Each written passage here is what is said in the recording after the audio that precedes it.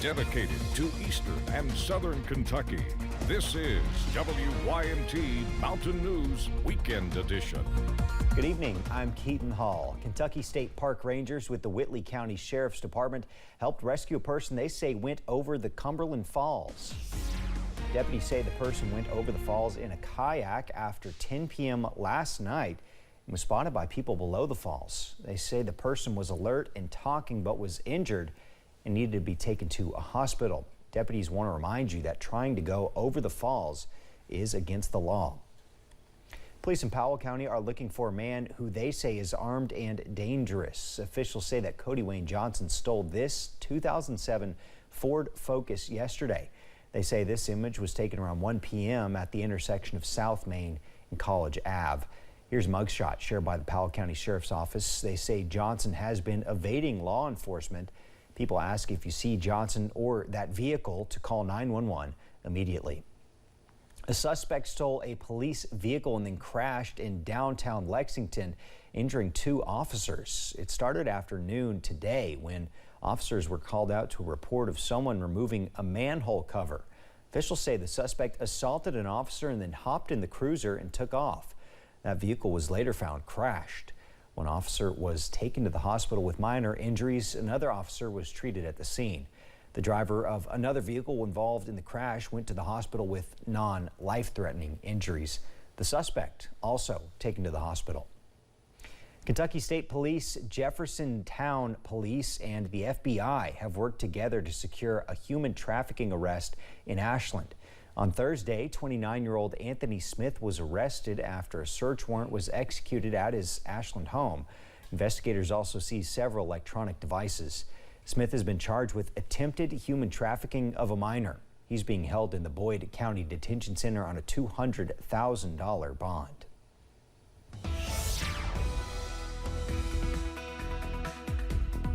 Well, most of us are dry across the mountains as we kick off the weekend, but we are tracking a few showers out there at this hour, and a few more showers are possible as we go into tonight as well. Here's a look at First Alert Pinpoint Doppler. Most of us looking at a clean sweep at this hour, but a few showers are possible near the Kentucky and Tennessee border, over portions of McCreary County, also into Whitley County. Also a few light showers now near the Bell and Claiborne and Campbell County lines as well. Again, nothing too heavy, but a few spotty showers are possible near the southern counties, also near the Kentucky and Virginia border as well. A light shower just to the south of Jenkins over portions of Letcher County, also into Wise County, Virginia as well. Those temperatures, they are comfortable, not too bad, upper 70s, lower 80s, 79 for Jackson, 78 in Manchester, up to 82 over in London at this hour.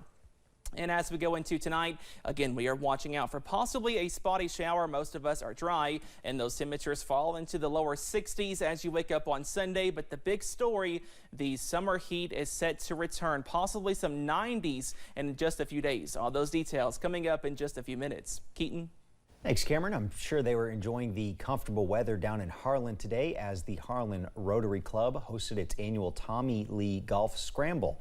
WYMT's RJ Johnson has more on why this event is helping kids in Harlan County. The Harlan Rotary Club has hosted the Tommy Lee Memorial Golf Scramble for more than 3 decades, not just for fun, but to give back to the community. We've watched our kids, and we know a lot of them really, it's a struggle to go to college, and this was a good opportunity for us to kind of augment that a little bit, and that's what we've been trying to do for 33 years. Jerry Blanton says they try to give 5 $1,000 scholarships to students attending Harlan High School and Harlan County High School every year. We're basically the only service club left in Harlan, and we feel like it's our duty and obligation to support this community and do things for it. It's an income-based, it's a need-based scholarship as well as a performance scholarship.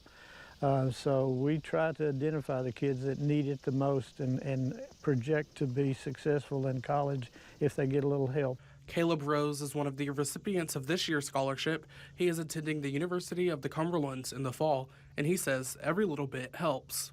Just any dollar helps us because college can get pretty expensive, especially nowadays with everything that you got to factor in, like room and board, your tuition, your meals.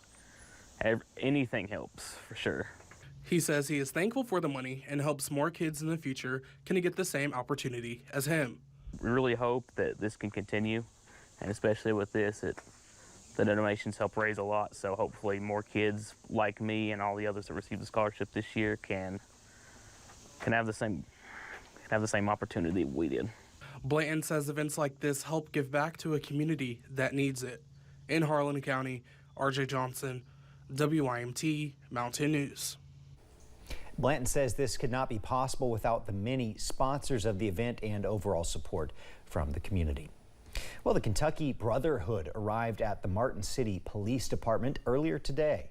The Kentucky Brotherhood is an organization which bicycles across the state in support of fallen first responders and their families. In a post on their Facebook page, officials with the Martin City Police Department said the group was honoring Murray Fire Department Battalion Chief Sean Kelly and retired KSB Trooper and Martin Fire Chief William Petrie. Petrie was killed in the Allen ambush last year. For the past month, shoppers at Food City have been able to give back to veterans. Food City has teamed up with Paralyzed Veterans of America, and shoppers have a chance to donate while they grocery shop. Customers can add $1, $3, or $5 or round up to the nearest dollar of their total bill upon checkout. Food City manager Dan May said that people respect their veterans here in Eastern Kentucky. Most everyone has a relative or a family member that has been in the armed forces, and they really respect the veterans here in Eastern Kentucky. The fundraiser runs through Tuesday, and May says he hopes the community raises more funds than last year's for America's paralyzed veterans. The summer tourism season is in full swing across the mountains. In Johnson County, Paintsville Tourism Director Jeremiah Parsons says they had plenty of events planned this weekend and throughout the rest of the year. But whether you're taking in the history of the mountains or floating down the Lavisa Fork, all summertime tourism helps local economies and communities grow. It's very impactful to us because it's our time to showcase and to shine Eastern Kentucky. It also allows those revenue dollars to come into our local communities that are in turn reinvested in our communities. It helps our local mom and pop businesses survive. Parsons adds while tourism is all about bringing new dollars into communities, it's also important to invite folks within the region to take part in all the mountains have to offer. We'll have more about the impact of summer tourism tonight at 11. This morning, people gathered at Keeneland to participate in the 24th annual Run to Recovery. The event is a 5K run and a 1-mile fun walk, inviting community members to Keeneland in support of Shepherd's House. Shepherd's House is a rehabilitation group focused on helping addicts transition back into the community. The group currently has 27 treatment centers in 6 different counties, and today's event not only raised funds for operational costs, but also brought the group together.